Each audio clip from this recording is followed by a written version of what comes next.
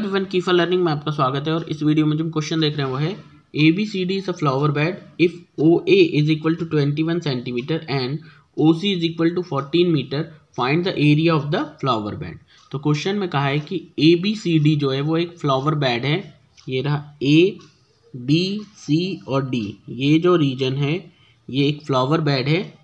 If OA बराबर 21 centimetre, इसमें से OA जो है वो 21 सेंटीमीटर है, O से लेकर A तक 21 सेंटीमीटर एंड OC बराबर 14 मीटर। OC जो है वो 14 मीटर दे रखा है। तो हमें फाइंड करना है area of the flower bed. ये जो फ्लावर बेड है इसका एरिया क्या है। तो क्या करेंगे, ये देखें तो ये दो सेक्टर हैं यहाँ पर। एक तो OB और A ये सेक्टर है और एक है OC और D, ये दो सेक्टर है। तो बड़ा वाला सेक्टर है OBA, उसका एरिया निकालो, फिर OCD छोटे सेक्टर का एरिया निकालो और बड़े सेक्टर में से छोटे सेक्टर को माइनस कर दो। तो ये रीजन हट जाएगा, बचेगा सिर्फ फ्लावर बेड का एरिया। ठीक है, तो हम मान लेते हैं कि ये जो बड़ा फ्लावर बेड है OA, ये क्या है, बड़े R से रिप्रेजेंट कर दिया हमने। इसकी रेडियस को हमने बड़े R से रिप्रेजेंट कर दिया सेक्टर में। और ये OC जो है उसको हमने स्मॉल r से रिप्रेजेंट कर दिया। ठीक है, तो जो एरिया हमें निकालना है, एरिया ऑफ फ्लावर बेड, वो किसके बराबर है, it is area of sector. कौन सा सेक्टर, OBA। OBA उसमें से माइनस करना है एरिया ऑफ सेक्टर। कौन सा सेक्टर, ये जो छोटा वाला सेक्टर है OCD।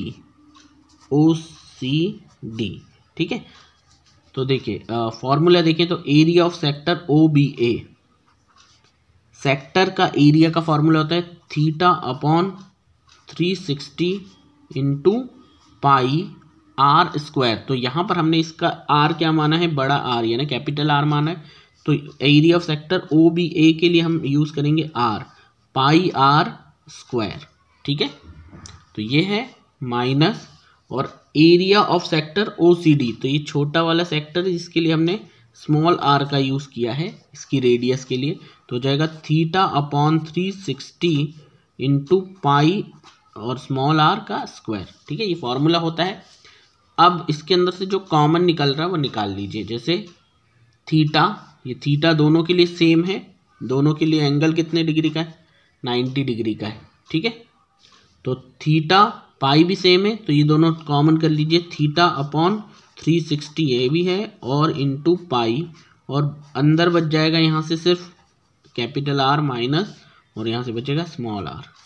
अब वैल्यूज़ अगर रखें तो थीटा जो है 90 डिग्री है अपॉन 360, पाई की वैल्यू होती है 22/7 इंटू कैपिटल R, ये कितना है 21 सेंटीमीटर, तो 21 और उसके ऊपर स्क्वायर, तो यहाँ स्क्वायर माइनस स्मॉल r है 14 उसके ऊपर स्मॉल स्क्वायर।